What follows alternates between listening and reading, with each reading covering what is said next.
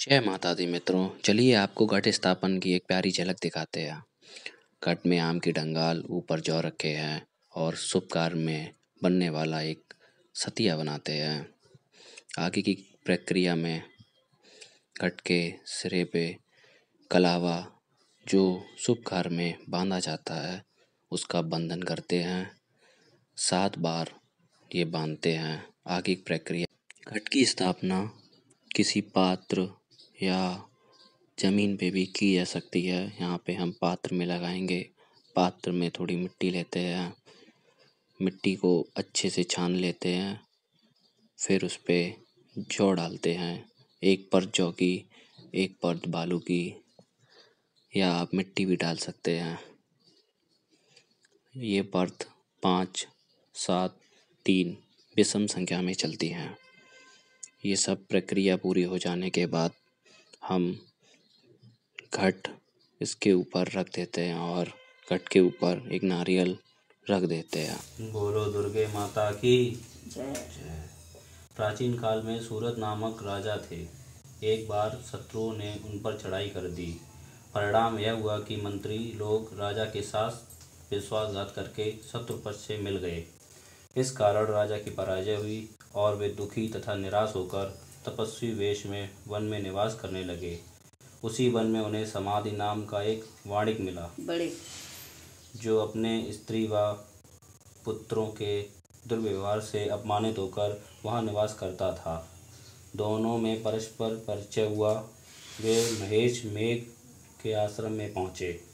महामुनि मेघ के द्वारा आने का कारण पूछने पर दोनों ने बताया कि यद्यपि हम दोनों अपने लोगों से अत्यंत अपमानित तथा तिरस्कृत हैं, फिर भी उनके प्रति मोह नहीं छूटता। इसका क्या कारण है? महेश मेघ ने बताया कि मन की शक्ति के अधीन होता है।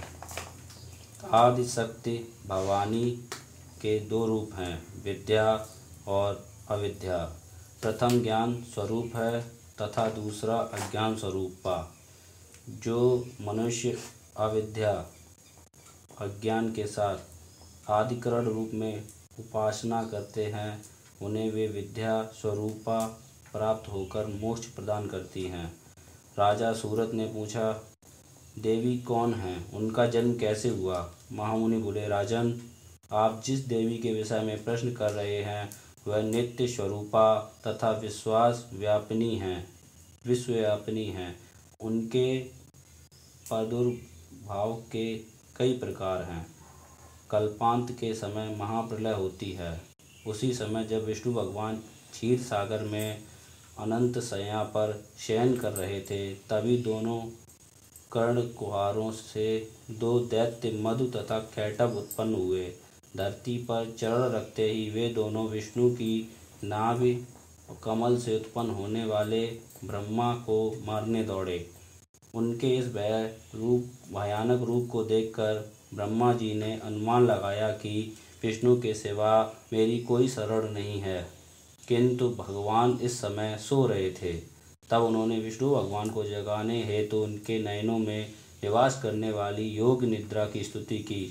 परिणामतः तमोगुण आदिशक्ति देवी विष्णु भगवान के नेत्र, नासिका, मुख तथा हृदय से निकलकर ब्रह्मा जी के सामने खड़ी हो गई। योग निद्रा ने निकलते ही भगवान विष्णु उड़ गए। भगवान विष्णु तथा उन राक्षसों में 5000 वर्षों तक युद्ध चलता रहा। अंत में वे दोनों भगवान विष्णु द्वारा मारे गए। ऋषि बोले, अब ब्रह्मा जी की स्तुति से उत्पन्न महामाया देवी की वीरता सुनो। एक बार देवताओं के स्वामी इंद्र तथा दैत्यों के स्वामी महिषासुर में सैकड़ों वर्षों तक घनघोर संग्राम हुआ। इस युद्ध में देवराज इंद्र की पराजय हुई और महिषासुर इंद्रलोक का स्वामी बन बैठा। तब हारे हुए देवगण ब्रह्मा जी को आगे करके भगवान शंकर तथा विष्णु के पास गए। देवताओं की इस निराशापूर्ण बातों को सुनकर भगवान विष्णु तथा शंकर को महान क्रोध आया। भगवान विष्णु के मुख तथा ब्रह्मा, शिव, इंद्र आदि के शरीर से एक पुंजीभूत तेज निकला, जिससे सभी दिशाएं जलने लगीं। अंत में यही तेज एक देवी के रूप में परिणित हो गया। देवी ने सभी देवताओं से आयुध, शक्ति तथा आभूषण प्राप्त कर उच्च स्वर में अट्टहास युक्त गगन भेदी गर्जन की, जिससे तीनों लोक में हलचल मच गई। क्रोधित महिषासुर दैत्य सेना का व्यूह बनाकर इस सिंहनाद की ओर दौड़ा। उसने देखा कि देवी के प्रभाव में तीन लोक अलौकिक हैं।